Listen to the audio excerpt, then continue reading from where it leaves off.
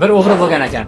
Odamlarni mashinalarni o'g'irlab yurar ekan. Hayoti bo'ylab 7 ta mashina o'g'irlagan ekan. 7 ta. Bir odam do'konchi ekan. Savdogar ekan. O'sha savdogarni mashinasini o'g'irlab ketgan ekan. Bir kun eshigi taqilladi. Qiyomat soati keldi. Hamma insonlar turadi. Hamma insonlar hozir mana shunday o'tiribmiz-ku. Valillahil masalul a'la. Misol keltirish uchun, hozir mana sizlar hammalar hisob-kitob qilamiz har kuni. Necha bet dars topshirganlar, nima qilganlarni. Mana shunday holatda bitta-bitta ismlarni aytamiz-a. Qiyomatda ham xuddi shunday bo'ladi. Bitta-bitta oldiga keladi. Inson Robbul alaminning huzuriga kelib hisob-kitob qiladi. Nomai amal ochiladi. U kimiki yaxshi amal qilgan bo'lsa, o'ng tarafdan beriladi. Kim yomon amal qilgan bo'lsa, chap tarafdan beriladi. Mulkini o'g'irlatib qo'ygan qiyomatda uni haqqini oladi. Haqqi qanday oladi? O'sha nomai amallar ochiladi. Nomai amallar ochiladi-da, o'g'irlik qilganda nomai amal ochiladi. Qani sen o'g'irlik qilgan ekansan? Haligi nimani, mulkini yo'qotganda nimasi daftari ochiladi. Qani sen mulkini yo'qotgan ekansan? So'raydi ikkisidan. Meni mulkimni qaytarib bersin deydi. Ajridan bersin deydi. Alloh taolo haligi o'g'irlatgan nimadan ajrini olib beradi. Agar ajri yo'q bo'lsa-chi buni, ajr savobi yo'q bo'lsa-chi o'g'rini nima qiladi? Gunohlaridan beradi. Bismillahirrohmanirrohim.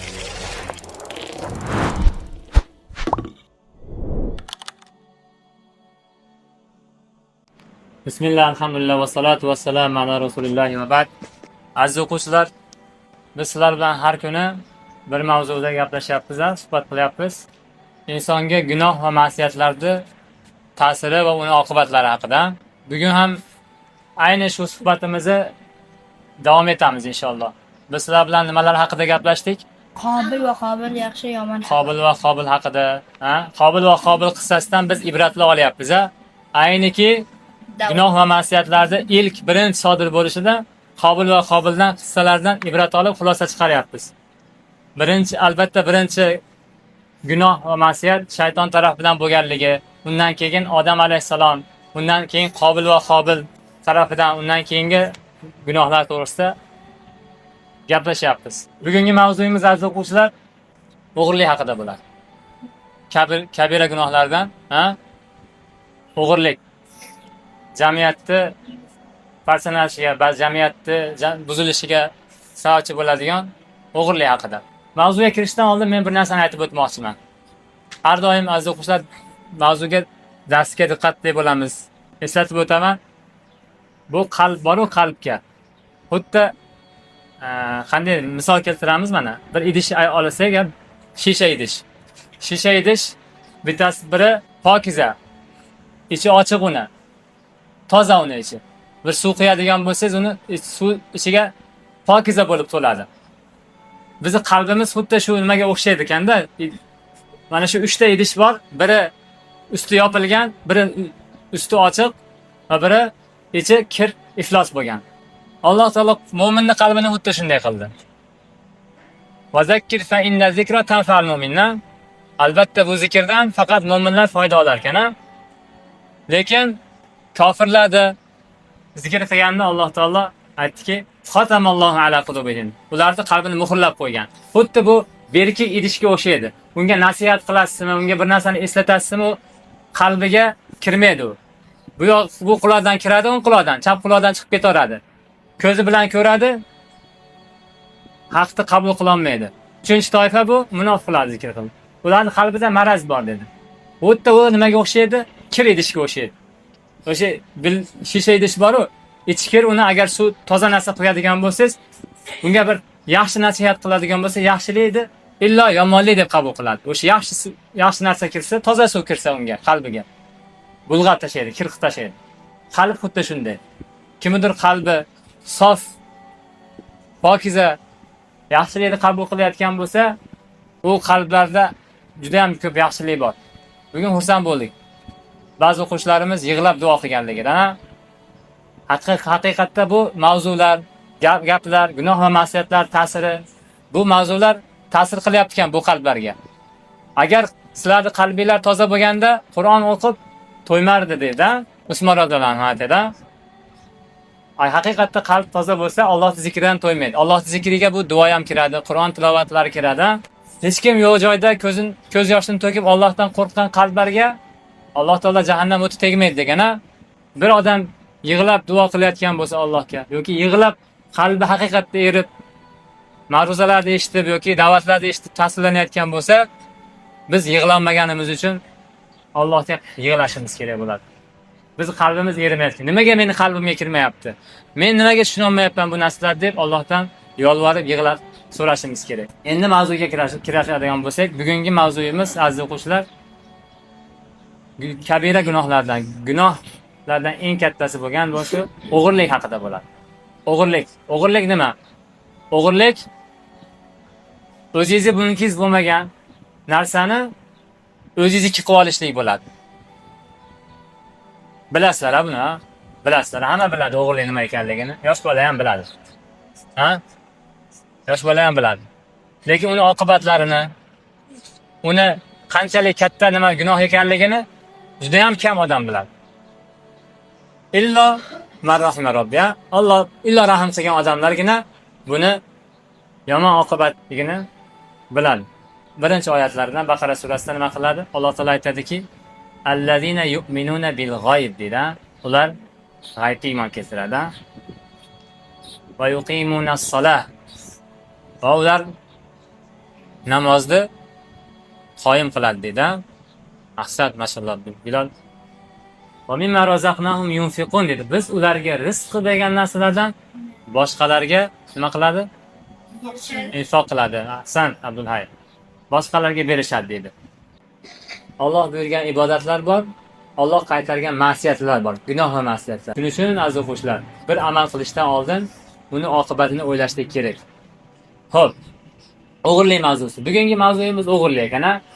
O'g'irlik nima degan narsa endi? Bitta odamning mulkini shunday olib o'zlashtirib olish. Bir odam unga mehnat qilgan, nima qilgan yoki uyga kirib yoki uyda bo'lmasa ham madrasada, ko'chada yoki boshqadan narsasini tortib yoki bildirib yoki bildirmasdan olib qo'yishlikni o'g'irlik deydi bolalar. Olib qo'yishlik. Uni bildi kimdir bilmadi. Siz olganingizni. Bilsa ham, bilmasa ham kim zararda? Haqiqiy zararda. Ikki taraf ham zararda, aziz o'quvchilar. Ikki taraf ham zararda. Molini o'g'irlatib qo'ygan, mulkini o'g'irlatib qo'ygan, soatini o'g'irlatib qo'ygan yoki bir kitobini o'g'irlatib, yoki telefonini o'g'irlatib qo'ygan yoki motorini o'g'irlatib, yoki velosipedini o'g'irlatib qo'ygan odam dunyoda zarar qildi. Dunyoda qanchadir uni pulga sotib olgan, 10 dollarga, balki 100 dollarga, balki 1000 dollarga sotib olgan. Aytaylik, balki 10 ming dollarga olgan mashinasini o'g'irlab ketdi. Sotib olgan, zarar qildi dunyoda. Lekin u odam nima qildi? Oxiratda yutdi. Oxiratda yutdi. Endi o'g'richi? O'g'ri ishlamadi, mehnat qilmadi, ha? So'ramadi. Hech kim ko'rmadi deb o'yladi. Alloh taolo ko'rganini bilmadi lekin. Yoki bildi, o'ylamadi oqibatini. O'g'irladi. Oldi u narsani. O'g'irlab ketdi. Dunyoda o'g'irlab ketdi. Dunyoda rohatini ko'rdi. Aytaylik, o'sha 500 dollarni 1000 dollar deb 1 oydir, 2 oydir, 1 yildir maza qilib rohat yashadi o'sha nima qilganiga. Ishlamasdan rohat yashadi. Kayf safo qildi, xohlaganini qildi. Xohlagan narsasini yedi, xohlagan narsasini ichdi. Ha? Nima ko'niga tushsa sotib olib yedi u narsani. Nima ko'niga tushsa kiydi u narsani. O'g'irlik qildi u. Dunyoda rohatini oldi, ha? Endi oxiratdagi kisini nimasi? Mulkini o'g'irlatib qo'ygan, qiyomatda uni haqqini oladi. Haqqi qanday oladi? O'sha nomai amallar ochiladi. Nomai amallar ochiladi-da, o'g'irlik qilganda nomai amal ochiladi. Qani sen o'g'irlik qilgan ekansan? Haligi nimani, mulkini yo'qotganda nimasi daftari ochiladi. Qani sen mulkini yo'qotgan ekansan? Nima qilamiz endi dedi Alloh taolo. So'raydi ikkisidan. Meni mulkimni qaytarib bersin deydi. Meni telefonim yo'qotgandi, endi o'sha telefonimni 100 dollarga olgandim, menga 100 ta hasanotidan, 100 ta ajrdan bersin deydi. 100 ta ajrdan. Hali o'g'ri 100 ta ajrda o'zi 100 rakat namoz o'qigandir yoki 100 ta odamga ihson qilgandir, ha? Ajrda qiynalib zo'rg'a topgandir u narsani dunyoda. Ajrdan bersin deydi. Alloh taolo haligidan o'g'ridan, haligi o'g'irlatgan nimadan ajrini olib beradi. Olib beradi Alloh taolo haqqini. Agar ajr yo'q bo'lsa-chi buni, ajr savobi yo'q bo'lsa-chi o'g'rini nima qiladi? Ahsan, mashalloh Abduvali Abdubori. gunohlaridan beradi. Qanday beradi? Bu beradi endi. Mulki bor-u, mulkini yo'qotgan odam gunohlari bor uni. Amaliy o'sha jannatga kirishga ozgina nimalar yetmay turibdi. Ajr o'sha gunoh va ma'siyatlari borligi uchun og'ir kelib turibdi taroziga. Yengillatadi endi o'sha nimadan Alloh taolo. Buni gunoh va ma'siyatlardan olib o'g'riga yuklab beradi. O'g'riga yuklab beradi. Ol deydi. O'g'irlaganing uchun. Uni endi gunoh chap tomonda nimasi og'irlashadi. Jahannamga shu bilan yana ham yaqinlashadi. O'g'irlagani uchun. O'g'ri bo'lgani uchun. Oxiratdagi jazosi endi buni Alloh taolo o'tga tashlaydi. O't qanday darajada bo'ladi? Payg'ambarimiz sollallohu alayhi vasallam amakilari Abu Talib, ha? Bilasizlarmi aziz o'quvchilar? Abu Talib eng yengil azob o'shinga berilar ekan. Qiyomatda. Tovonining tagidan nima qilib turadi? Cho'g' qaynab turadi. Haligi cho'g' tovonining tagidan shunday olov qaynaganidan haligini boshi Abu Talibning miyasi qaynar ekan, miyasi. O'tdi. Shu darajada. Lekin Alloh taolo uni jahannamga tashlasachi uni. Nomay amal og'ir kelib, nomay amalidagi chap tomoni og'ir kelib, undan chuqur jahannamga tashlasa qanday bo'ladi? Alloh taqlasi. Shuning uchun buni oqibati aziz o'quvchilar, qiyomatda yomon bo'ladi. O'g'irlikning oqibati. Dunyoda ozgina rohat qilishi mumkin. O'g'rilar ishlamasdan, ha? Bir narsani ishlamasdan osongina topib. Bu mulkini yo'qotgan odam aziz o'quvchilar. Bitta soatda olguncha qanchadir mehnat qilgan. Bitta soatda olguncha bir haftalab dars qilgan u. Ha? Hadiya olish uchun, ha? Yoki bitta motorni olish uchun oylab, yillab ishlagan. Bitta telefondan bitta mashinani olish uchun u yillab ishlagan. Yillab ter to'kkan unga. U mehnat qilgan. Halol teri bilan, haloli bilan. Halol peshini teri bilan qilgan uni. Bu o'g'ri nima qilyapti? Ishlamayapti-da, shunday kelib turib, buzib olib ketyapti. Shunday hech kim ko'rmayapti, olib ketyapti. Endi la yastavi ashabun nari va ashabul janna deydi Alloh taolo. Jannat bilan jahannam egalari teng bo'ladimi deydi? Teng bo'lmaydi. Yaxshilik bilan yomonlik teng bo'ladimi? Yo'q. Bo'lmaydi. Demak, o'g'ri bilan mulkini yo'qotgan odam ham teng bo'ladimi? Yo'q. Bo'lmaydi. Qiyomatda Alloh taolo uni ikkisini ham o'z joyiga qo'yib beradi. Mulkini yo'qotgan dunyoda o'sha qilgan mehnatlarini o'zi endi bir hafta bo'lgandir, bir yil bo'lgandir, endi rohat qilib yashayotganda kimdir mashinasini olib ketsa, kimdir motorini olib ketib qolsa, bechoraga alam qiladi u narsa. Bechora mehnat qilib olgan, bechoraning ota-onasi mehnat qilgandir, boshqalar mehnat qilgandir. Al-muhim unga alam qiladi. U eziladi qalbi. Alloh taolo mazlumning duosini ijobat qiladi deydi. Qalbi og'rinadi uni. Bir nima bilan gapimizni tugatamiz, aziz o'quvchilar. Bir o'g'ri bo'lgan ekan. Odamlarni mashinalarini o'g'irlab yurar ekan. Hayoti bo'ylab 7 ta mashina o'g'irlagan ekan. 7 ta. Hammasini hisoblab, qaysisi qovlagan, qaysini kimi shaxsiyat, hammasini ismigacha, nimagacha bilar ekan. Bir odam do'konchi ekan. Savdogar ekan. O'sha savdogarni mashinasini o'g'irlab ketgan ekan. Bir kun eshigi taqillab. Eshigini ochsa, "Men kimsiz?" degan. "Men falon bundan 5-6 yil oldin sizni mashinangizni bilmasdan o'g'irlab ketganman. Men bilmagan ekanman, islomda bu narsa harom ekan. Men islom dinini qabul qildim. Allohni tanidim. Bu narsa endi harom ish ekanligini bildim. Men Allohga qaytdim, Allohga tavba qildim. Shu gunohlarimni Alloh kechirishi uchun shu 7 ta odamning mashinasini o'g'irlagandim, har bittasini ismlarini bilardim. Shular ichida siz ham bor edingiz. Alloh uchun meni kechiring. Haqqimga duo qilgan bo'lsangiz, Allohga istig'for aytib duo qiling meni, Alloh taolo kechirsin. Sizni olgan mashinangizni o'sha vaqtdagi puli falon summa edi, hozirgi nimada mana shuncha bo'lar ekan. Mana shu pul xohlagan mashinangizni ana shu o'z xohlagan mashinani oling, meni haqqimdan kechiring, qiyomatga qolib ketmasin, qiyomatda Alloh Robbimiz huzurida bu narsani hisoblashmaylik degan ekan.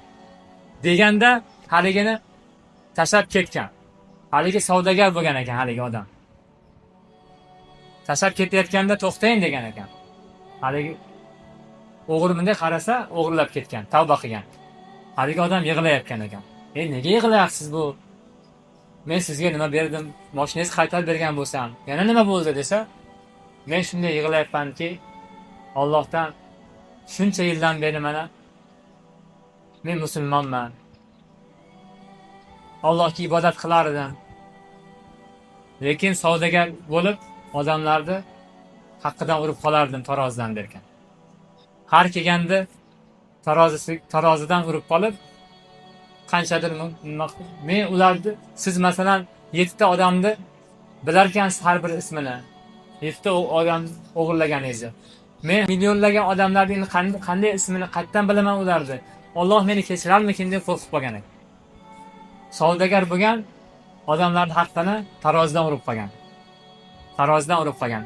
Alloh taolo aytadi: "Vaylul mutaffifin" da tarozidan uruvchilarga kim bo'lsin? Vayl bo'lsin deyapti. O'g'irli, mana eng katta o'g'ri kim? Tarozidan urib qolgan. Vayl bo'lsin deyapti. Vaylul mutaffifin, o'sha tarozidan urib qoladiganlarga, o'g'rilarga. Jahannamning eng ko'pi bo'lsin deyapti. Demak, aziz o'quvchilar, bu o'g'irlik Allohning huzurida, bu shariatimizda, islom dinida eng katta kabira gunohlardan hisoblanadi. Kimdir agar bu narsaga ko'zi tushib qoladigan bo'lsa, o'g'rini nima qilish kerak? Aziz o'quvchilar, savol. Siz masalan kechasi uyingizga o'g'ri tushganini ko'rib qoldingiz. Motoringizni o'g'irlab ketmoqchi bo'ldi yoki boshqa nima qilmoqchi bo'ldingiz. Nima qilasiz? O'g'rini bilmaysizki, aziz o'quvchilar. Agar kimdir o'g'irlikka tushadigan bo'lsa, u o'g'rilarni molimizni himoya qilamiz. Bizni molimizni berib olib ketaversin demaysiz. Olib ketaversin, barmi qiyomatda olaman demaysiz. Chiqasiz, u bilan kurashasiz. Imkon qadar uni ushlashlikka, tiriklay ushlashlikka harakat qilasiz, ha? O'ldirmaysiz. Uni shoshilib nima qilmaysiz. Agar siz bilan kurashib o'ldirishgacha boradigan bo'lsa, yoki pichoq ko'tarib siz bilan, ha? Unday darajaga boradigan bo'lsa, aziz o'quvchilar, urushasiz. Agar siz o'sha bilan kurash sizga o'lim yetadigan bo'lsa, Alloh taolo sizni shahidlar maqomida tiriltiradi. Voqealarni kuzatamiz aziz o'quvchilar. Bugungi kunda, bugungi jamiyatlar o'g'irlikka to'lgan. Hech narsasini ishonolmaydi bir-biriga. Oldinlari, bundan 100 yil oldin, 1 asr, 2 asr, 200 yil oldin bizning vatanlarimizda insonlarning eshiklari shunday ochiq turgan. Darvoza qo'yishga, quplashlikka hojat bo'lmagan. Nimaga? Musulmonlar bir-biriga shunchalik ishonganki, musulmonlar Allohdan qo'rqadi. Alloh taolo ko'rib turibdi dedi. Birodar molini hech qaysini olmaydi deb shunchalik ishongan. Bugungi nimalar boshqa davlatlarda o'sha Allohni tanimaganidan, islom dinini bilmaganligidan, Allohdan qo'rqmaganidan hammasini bir-birini molidan bir-biriga ishonmaydi. Hamma narsasini quplab beradi. Mashinasini quplaydi, uyini quplaydi. Uyini ishiga hatto temir seyflargacha mol-mulkini nima qilib qo'yadi? Quplab qo'yadi. Shunchalik darajada bir-biriga ishonmaydi. Hatto oilada aka-uka bir-biriga ishonmaydi. Islomiy jamiyat bo'lmasa. Islomiy jamiyat bo'lsa, aka-uka ham bir-biriga ishonadi, qo'ni-qo'shni ham bir-biriga ishonadi. Hatto katta mahallalar ham bir-biriga ishonadi. Hamma biriga. Chunki musulmon nasiga tegmaydi bir-biriga. Shunaqa aziz o'quvchilar. Shuning uchun hamisha Allohdan qo'rqish kerak. Alloh taolo aytadiki: "Ya ayyuhallazina amanu taqulloha val tanzur nafsun ma qaddamat." Har bitta nafs o'ziga qarasin-da. Men ertaga kun uchun, qiyomat uchun nima tayyorlab qo'ydim? Nima solih amal qildim? Nima gunoh ma'siyat qildim dedi. O'ylasin. O'ylasin aziz o'quvchilar. Har bittasi shart. Har bitta odam o'ziga savol bersin. Siz savol bering, o'zingizga nima qildingiz? Men savol beray, o'zimga nima qildim? Har bitta odam savol berish kerakki, qiyomat uchun nima solih amal qildim, nima gunoh ma'siyat qildim? Savol berish kerak. Alloh rozi bo'lsin barchalardan.